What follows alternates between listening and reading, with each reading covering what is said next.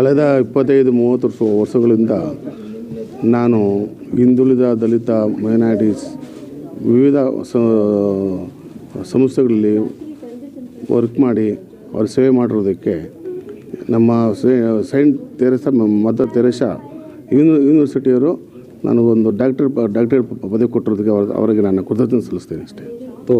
ಏನು Saint mother Teresa ಯೂನಿವರ್ಸಿಟಿಯವರು ನಮಗೇನು doctorate ಕೊಟ್ಟು ಒಂದು ಸನ್ಮಾನ ಮಾಡಿದ್ದಾರೆ. ಅದಕ್ಕೆ ಅವರೆಲ್ಲರಿಗೆ ನಾನು ಧನ್ಯವಾದ ಹೇಳೋಕ್ಕೆ ಇಷ್ಟಪಡ್ತೀನಿ.